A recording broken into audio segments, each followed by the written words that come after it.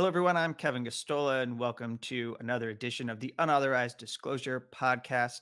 I'm very pleased to be joined for this week's show by Mickey Huff, who is a director of Project Censored, and also Andy Lee Roth, who is the associate director for Project Censored. And they're here to discuss the yearbook that they do annually, the State of the Free Press 2024.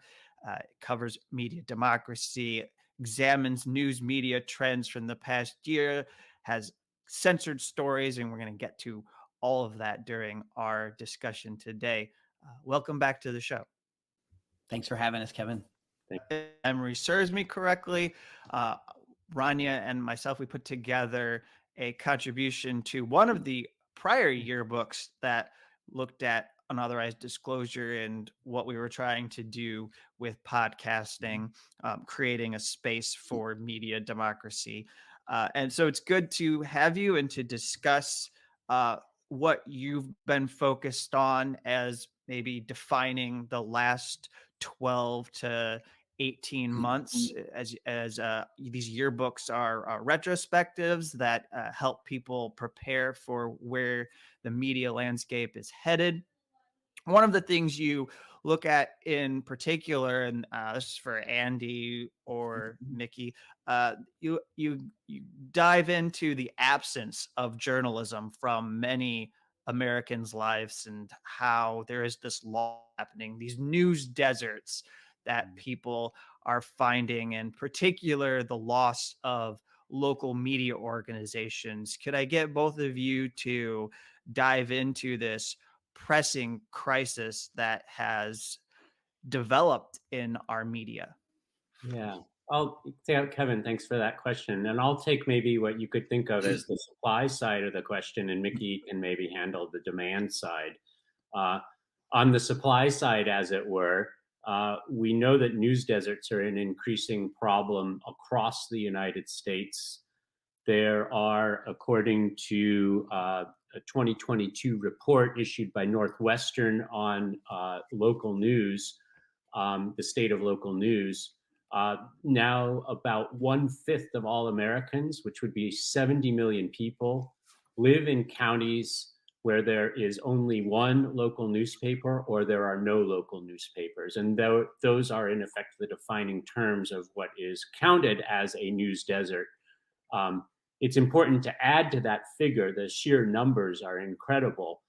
When there's a dearth of local news, we know from past Project Censored underreported stories that that's the vacuum into which so-called pink slime journalism moves in to take advantage of the hunger, the need for local news, and monetizes that need and floods that vacuum with disinformation and misinformation. That's one hazard of news deserts. The other compounding factor when it comes to news deserts, so the problem of the lack of supply of trustworthy news, is that many of these counties that qualify as news deserts are also counties characterized by a low income socioeconomic status, which means there's also what Project Censored has covered in the past as the digital divide or digital redlining. These are communities without internet access in many cases, or without affordable internet access, which means they're doubly cut off from any kind of news or public affairs content due to both the 1-2 combo of a lack of a local newspaper and a lack of digital access. And we know from studies like the Northwestern annual report that these news deserts are highly associated with the public being misinformed or disinformed, yawning gaps, the kind of bipartisan divide that is hamstringing politics in the country right now, and a host of other social problems. So that would be on the supply side of the dearth of trustworthy local news deserts. Yeah, and on the demand side, as we write in the introduction to the book, we talk about the challenges of divided attention. For years, we've talked about the proliferation of sensational news and junk food news. And this year, we bring in this concept of news snacking. which is, similar to some things that we've discussed before, but this is more specific and actually relates to a colleague of ours, Hector Harkotter from the German News Enlightenment that we also work with. And they talk about news snacking. In other words, it's this idea that, to quote, it says, it's discarded news. News is no longer received consciously, but rather consumed incidentally like potato chips, meaning news kind of finds us. Our devices tell us when there's a news alert, or somehow if there's something important happening, we have this assumption that in our digital media ecosystem that the important things will come right at me, because that's the efficiency of big tech and so on. And what we discovered, of course, is that just feeds people's confirmation bias. It leaves massive gaps in their knowledge and context about world events.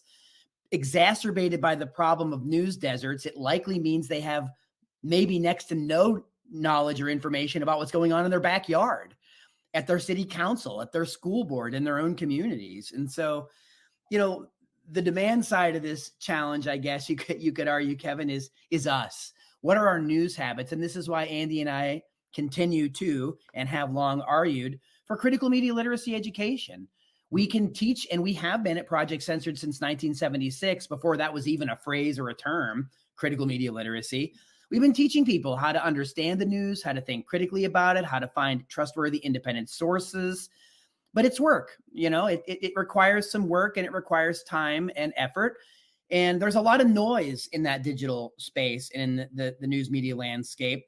And so I think, and again, I'm biased here, but I do think that Project Censored as an organization goes a long way to try to help give people tools to sort out how and where they get their information. We're in the business of trying to help people think critically about that news and diversify that news diet. We're not in the business of trying to tell people tell people this is the truth, or this source is factual and this one is not.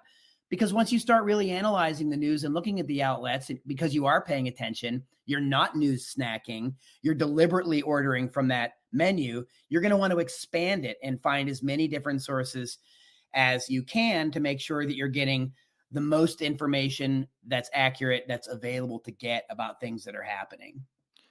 That's very good. And so you put forward the idea that one of the solutions, or something that could help us guide our way out of the crisis, would be to turn to the tradition of muckraking journalism that has existed, and to look towards those journalists that had defined what it meant to be a muckraker. You write that it could be a model of how journalism might be renewed. The book describes it could be successful in part because it would harness a public appetite for shame and scandal to the cause of political engagement. I mean, you're paraphrasing a scholar with that quote. Uh, why don't you discuss why you feel like this is a potential remedy?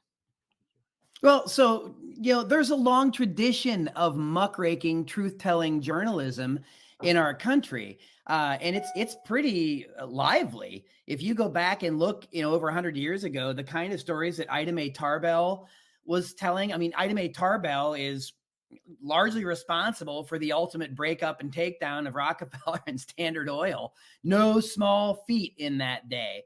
Lincoln Steffens did a whole series of, and this is the key term, what were popular investigative articles. At the turn of the century, in the so-called progressive era, there was a taste in the public to find out about this. It wasn't just gossip or, some kind of tawdry scandal. It was actually learning about the kind of corruption.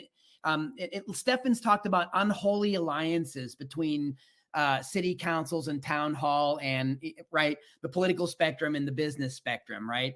And, Steffens was doing studies all across the country. He started at the Seamus cities in St. Louis, went to Pittsburgh, other places.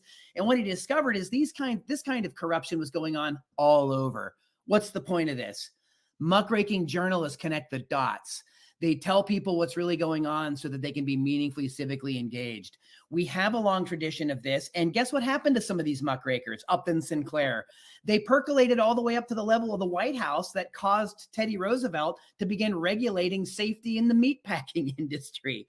So journalism can really make a difference. But what else happened, Kevin, is the popularity of this appealed to the business model of journalism.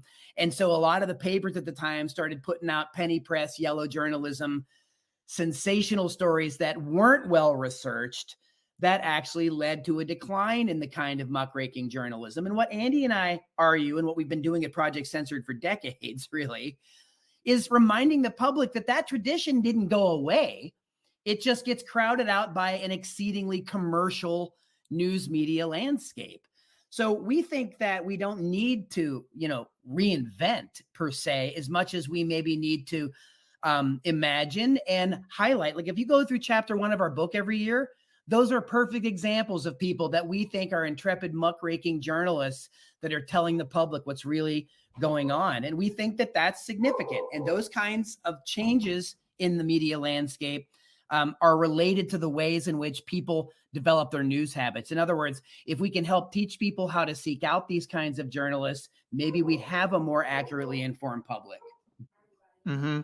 And Andy, if you wanted to add, that's fine. But let me put to you something that I think has some synergy with the Censored yearbook, and get into the figure of Elon Musk over the last year and a half, simply because I think he fits into trends that you've examined regularly. On one hand, you have this celebrity tech person, tech mogul, I guess, if you want to call him that, who has left quite an imprint on the news over the last year and a half.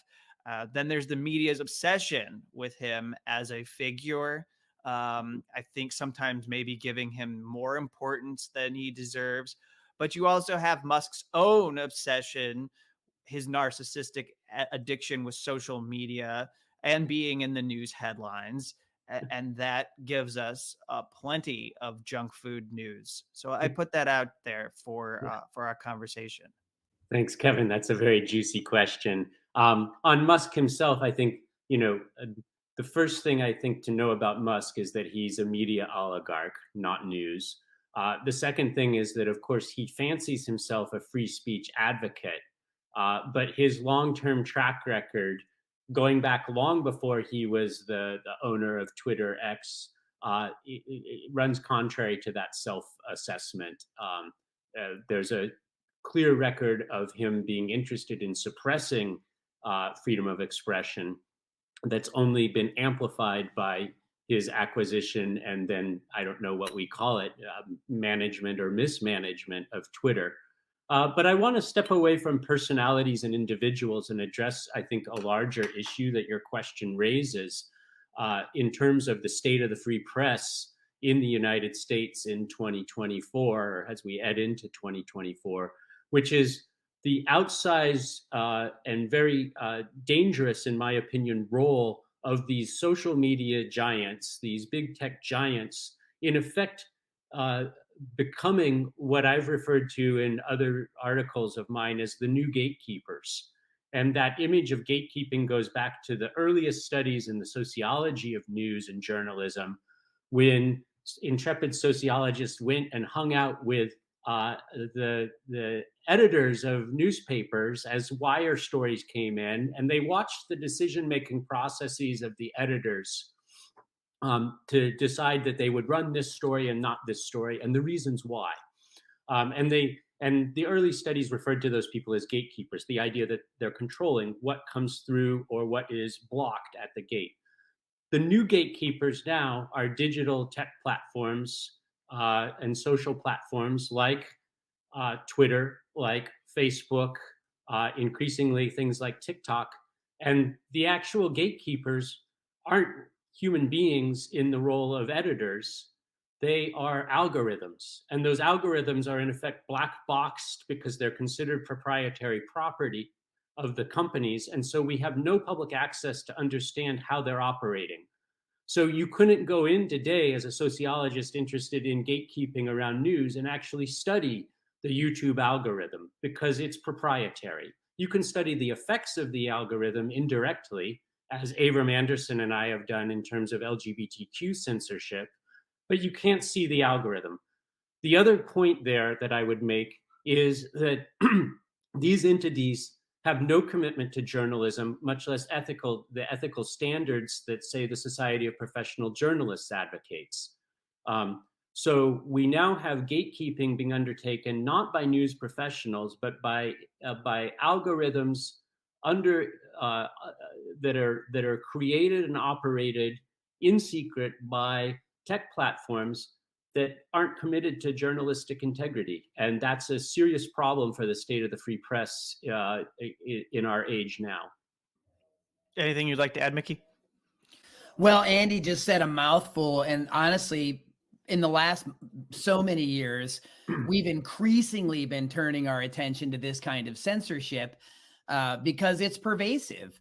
Yet, prior restraint, right? That's what we look at when we see the government intervening to suppress information, right? That's where a lot of the case law goes. And as Andy suggested, there's little means by which for the public not only to know and understand how this kind of curation is happening at big tech, there seems to be no avenue toward accountability, because any of the cases that go forward, like he mentioned, they end up being decided on the basis in terms of business for the free market in the favor of big tech companies for proprietary under proprietary arrangements, that they own this and we don't have the rights to it, even though these private companies now are basic de facto stand-ins for what would be the historical public square. Mhm. Yeah, and it's Mhm. important just on that point to elaborate ever so much more. The court decisions that have been made have all determined that, say, Google or YouTube has no obligation to disclose the algorithm. But in the cases that I'm most familiar with, LGBTQ content creators on YouTube, the request, the class action suit wasn't saying make the algorithm public. It was, the claim was make the algorithm available to an independent third party for review. And even that level of oversight has been rejected repeatedly by courts. So there is a kind of corporate government interface here, insofar as the judicial system, in all the cases that I'm aware of, has sided with big tech when there have been challenges um, to try to expose biases that are baked into the algorithms that we're talking about. It's kind of a farce in a sense because of the way that people go about acting like these people who hold themselves out as free speech champions, or that they care about the Constitution, or uh, promote democracy and human rights, and they fund these projects, and they get involved with sometimes activist groups or nonprofits, and then at the same time they're engaged in censorship. It doesn't align. It doesn't, like, they can't be doing both at the same time. And also, as we saw with the Twitter files over the last year and a half from Matt Taibbi and Michael Schellenberger, one of the and some other journalists that partnered here and there, but mostly those two have been the spearhead.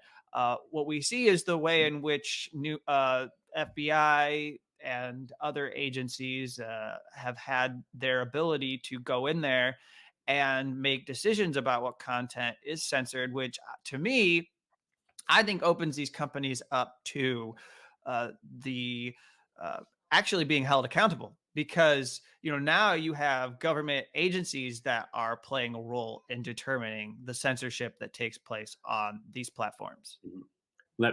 I'll say something quickly, just linking us back one more bit on Twitter, and then we can talk about what Mickey and I and Avram Anderson have been writing about as censorship by proxy. But just on Twitter, Reporters Without Borders issued a press release earlier this week announcing, or denouncing rather, X Twitter's claim that they, quote, support Reporters Without Borders. And the press release read, Reporters Without Borders setting the record straight. We do not receive any support whatsoever from the social network. Elon Musk's company is a haven for disinformation and in no way an ally to an organization defending journalism. So that's out there. Of course, it's harder to rebut a claim once it's made, but anyone who's seen those Twitter claims about Reporters Without Borders and Twitter's support for that important, crucial organization needs to be aware that Reporters Without Borders themselves have completely rejected those claims as spurious. And even Matt Taibbi has exited the Twitter X platform recently because of issues there. And the main issue, of course, was their blocking of access to his Substack and his account and his writing. And again, I like Andy take this away from Musk because it's these personalities, these billionaires that suck all the air out of the room. And Andy and I wrote about that before last year's book. We were writing a lot about the billionaire press and a lot of these folks. We tend to focus more than structurally on what's wrong with that system, not what's wrong with Elon Musk, right? And by the way, the Twitter files, part of the Twitter files, a lot of that story got panned by the so-called liberal media because of the hatred of Musk. It kind of falls into the Trump zone where it's like anything that involves those people no longer has any kind of like actual reporting about the subject they're discussing and turns into a screed about them. And that's problematic. So we focused on the actual story, and one of the top 25 stories lists from Matt Taibbi and another article from The Guardian, Keenan Malik, talks about what we found in the Twitter files. And it is government collusion. It is government interference. It is agency interference with censoring and curating narratives. It is problematic. There's evidence that the Biden administration has done it. They tried to create the Disinformation Governance Board and it failed, but who knows where it continues. That's another one of the top stories, Kevin, that we addressed. But maybe worse, again, it's not just Biden. We have evidence that this was happening in the Trump administration. We have historical documents going back about COINTELPRO and the FBI. We have documents. I don't know what the thumb is. I certainly don't approve of COINTELPRO and the FBI. But also Operation Mockingbird. They were just giving that a thumbs up. Yeah, the CIA, right? We're not approving. Listen in. Yeah. We're certainly not approving of any of these things. But again, it gets difficult, Kevin, to talk about the subject of these stories because they get so overshadowed by the powerful personalities that drive media content to get eyeballs to advertisers. But when you peek behind the curtain, there's a lot of problems and there's a lot of the censorship by proxy that Andy mentioned. I'm in complete agreement that we need to focus on the systems and the institutions and where the centers of power happen to lie.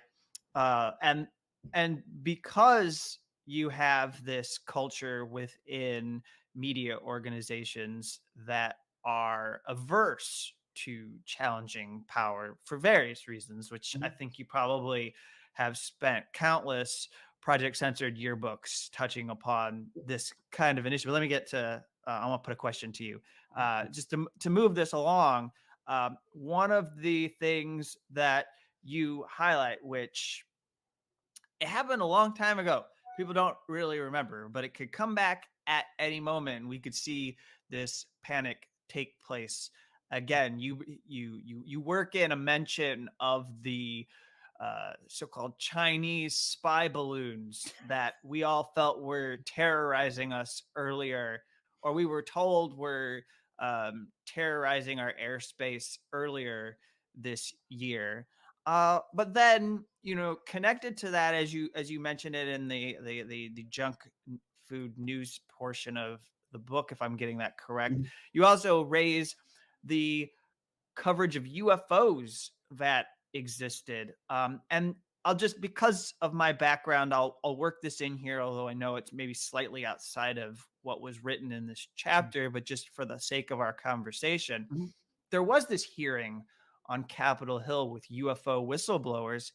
And it was remarkable because all of these people, and I believe it was a House hearing, all of these representatives were taking these supposed whistleblowers seriously. And one of them, the leader, I actually thought had some very kooky and wild ideas about what the government had uncovered. And without very seriously interrogating what was being put forward, and without even like exploring the ramifications of what this guy was suggesting, his name's David Grush, and he's suggesting that he would be endangered if he revealed more information, if he talked about these details. It made things very phony and kind of unhinged, in my opinion. But I suppose it also shows you why House representatives and others in the media would want to dive into this. It's very easy to go into this because there's no structures at all that are at risk, in my opinion, in talking about this. And especially now, if the Pentagon's going to say that, like, we take these they actually renamed it. It's like Yeah. it's aerial, unidentified aerial something or other. Something, yeah. Yeah, it's like UAPs now instead of UFOs. But in any case, um, it, it's a distraction more than anything, because it's not getting to the core of what like the motivation for following and exploring UFOs has either been because of a potential extraterrestrial life that could come into our airspace, which I think is worthy of scientific exploration, but then also like the cover up of aerial machines that the government doesn't want us to know about, that involves technology that maybe has not been disclosed. Uh-huh. Well, Andy, do you want to talk about any of that? Or you want me to jump in? Yeah, well, I mean, I would just say very quickly, picking up on that last observation, Kevin. The United States weaponized drone program still gets very little coverage proportional to its impacts globally. But we aren't going to hear congressional hearings on those programs. We aren't going to hear about those for a variety of reasons that have to do with, one, Congress people lacking security clearances to talk publicly about those programs, and also military contractors' massive lobbying of those same elected representatives. So if we want to talk about things in the air that are potential threats, if not to us as citizens of the United States in a global context, I guess I come back again and again to underreporting of something like that, which is systemic. And I mean that term carefully. It's systemic in the sense that there is a program that we know a little bit about because of some intrepid reporting, including reports occasionally from the New York Times, right? So not only independent investigative outlets, but also, the Times, credit where credit is due on occasion. But instead we get, I think, something that, with due respect to the concerns that were aired in those hearings, something that is to me ultimately a distraction. Yeah, and Kevin, if you want to like do a top-down order of it, the UFOs, and again, this is an interesting issue, but like you said, it's vague enough that it can be used for cover for nearly anything, while simultaneously ignoring the identifiable flying objects that Andy just described that even have killed American citizens abroad. But in this case, we're talking about UFOs, an obsession with that, and then the alleged hoax or the scare of the Chinese spy balloon that then turned into a weather balloon, that then turned into a hobbyist balloon that we spent $500,000 with missiles shooting them down from F-22 fighters, spurring a near international incident, all at the same time, while real incidents are happening on Earth, like train derailments to the tune of 1,000 a year, like the one in East Palestine, Ohio, that was carrying toxic vinyl chloride that contaminated the area. It got very minor coverage. A reporter was attacked and arrested by police trying to cover it. That received little coverage. And then they had a massive burn off of the vinyl chloride to get rid of it so it didn't contaminate further. And again, all of this basically escapes coverage. Biden is running off to Ukraine. Buttigieg and the transportation department couldn't get there for like 2 weeks. Meanwhile, it's the Lever that's reporting that this happens 1,000 times. The New York Times eventually got around to talking about it, to their credit. But it's the Lever that was the one talking about the labor. And guess what else, Kevin?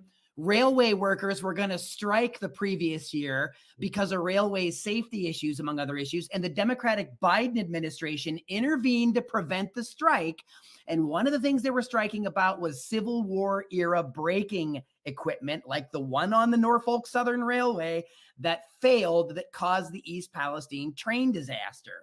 So we could have media that is fascinated with things right down here on Earth, where we can actually do something about them. And if they are interested in things in the skies, There's plenty of identifiable issues that Andy mentioned that we could be focusing on that don't involve ET. All right, I want to wind down this portion for people who are just watching the free edition of the Unauthorized Disclosure podcast.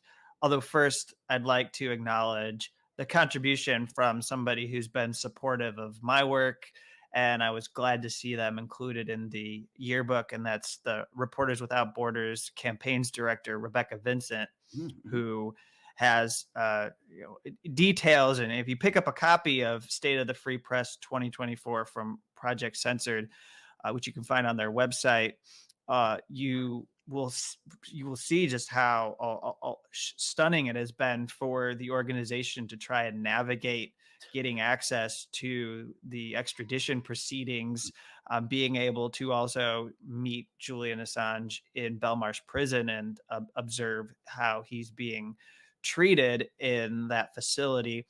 And then also someone who I was able to link up with when I did a book event, Maximilian Alvarez, the Real News editor-in-chief there. He has a contribution, and he writes about doing long-form, sprawling, even meandering interviews. So, this show has done countless meandering, long-form, sprawling interviews, and I'm quite a fan of those. And I think we need spaces for that. It doesn't always need to be these little YouTube, I guess they're calling them YouTube shorts now, or the little TikTok clips that people share. Oh, and it occurs to me before we wrap and move on to the subscriber portion that this is the first time I've been together with you since my book was published. And so I want to let everybody know that this is Mickey and Andy, and they helped me to make Guilty of Journalism, the political case against Julian Assange, a reality. And I'm really grateful that they were willing to work on that book with me over the last year and a half. We're such fans of that book, Kevin, and I think it embodies everything that motivated us to start the Censored Press in the first place. The idea of bringing forward stories that are against the grain of the mainstream, sometimes hegemonic narrative. And I think Guilty of Journalism checks all the boxes. Yeah, it was an honor to work with you on that book, Kevin, Guilty of Journalism. One of the not only most important, but one of the few books about the case against Assange. Very important, very timely, and we were honored to have a small part in it. And get a copy of Project Censored's yearbook on their website. And so now we'll continue with the portion for subscribers.